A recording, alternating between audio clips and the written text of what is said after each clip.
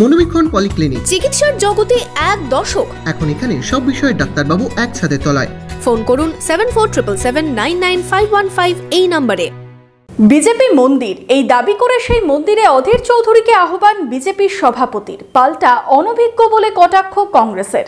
পদ গেলে কংগ্রেসে আসবেন শাখারব সরকার, প্রশ্ন ছুড়লেন কংগ্রেস নেতাও। অধীর অপসারণ নিয়ে তুঙ্গের রাজনৈতিক চর্চা। আপনার আনন্দে আমাদের উদযাপন। বিয়ে হোক বা পার্টি, বহরমপুরে এবার luxury banquet hall at golden retreat. জেলায় একমাত্র পিলারলেস ব্যাঙ্কোয়েট, আছে স্পা, সালন, ক্লাব মেম্বারশিপের সুযোগও। বহরমপুর শিল্প তালুকে গোল্ডেন রিট্রিট।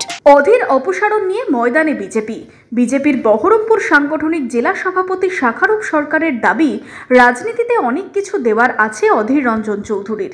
বিজেপি রাজনৈতিক মন্দির, সেই মন্দিরে উনি এলে স্বাগত জানাবে বিজেপি। জেলা বিজেপির পক্ষ থেকে অধীরকে আহ্বান জানান শাখারব। ওনাকে সম্পূর্ণভাবে আমরা প্রাক্তন দেখতে চাই না।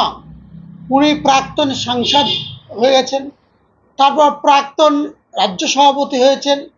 প্রাক্তন রাজনীতিবিদ হিসেবে আমি দেখতে চাই না, কারণ ওনার রাজনীতিতে এখন অনেক কিছু দেয়া আছে। ভারতীয় জনতা পার্টি একটা রাজনৈতিক মন্দির, আর স্বাভাবিক কারণে রাজনীতির শেষ প্রান্তে এসে পৌঁছেছেন অধীরবাবু। অতএব এই বার্ধক্য অবস্থায় মানুষ মন্দিরে যান, আশ্রমে যান, একটা পবিত্রতা গ্রহণ করতে, যাতে তার পরবর্তী জীবন তার শান্তি পায়।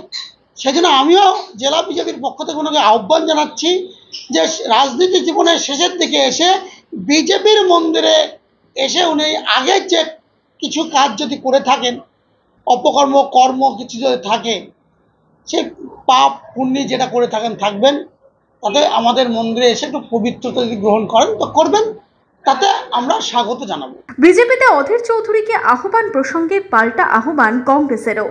কোনোদিন পদ গেলে শাখারব সরকার কি কংগ্রেসে আসবেন, প্রশ্ন জেলা কংগ্রেস মুখপাত্র জয়ন্ত দাসের। অনভিজ্ঞ বয়সের তরুণ, আরও অভিজ্ঞতার দরকার রয়েছে তার, পরামর্শ কংগ্রেস নেতার। বিজেপি শাখারব সরকার কোন বিজেপিতে অধীর চৌধুরীকে আমন্ত্রণ জানাচ্ছেন এটা আমাদের জানা নেই। দিলীপ ঘোষের বিজেপি, না সুকান্ত মজুমদারের বিজেপি, না শুভেন্দু অধিকারীর বিজেপি, কোন বিজেপিতে তিনি দাঁড় করাচ্ছেন?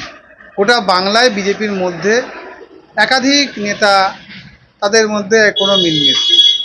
তিনি একবার অধীর চৌধুরীকে জেলার স্তম্ভ বলেন, আবার অন্যদিকে আবার তখন আবার নানা রকমভাবে তারা প্রশ্ন খাড়া করে। আমরা বলতে চাইছি, শাখারব সরকারের যদি কোনোদিন পথ চলে যায়, তাহলে কি তিনি কংগ্রেসে আসবেন? জাতীয় রাজনীতিতে কংগ্রেস এই মুহূর্তে ভারতবর্ষে একটা ব্যক্তিত্ব অধীর চৌধুরী। শাখারব সরকার আসলে অধীর চৌধুরীকে খুবই ভালোবাসেন, এটা আলাদা, কিন্তু শাখারব সরকারের অনেক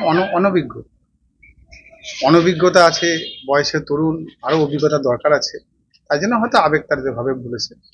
কিন্তু যদি অধীর চৌধুরীকে বলে, তার তো উচ্চ পর্যায়ে তার তো নেতারাই আছে।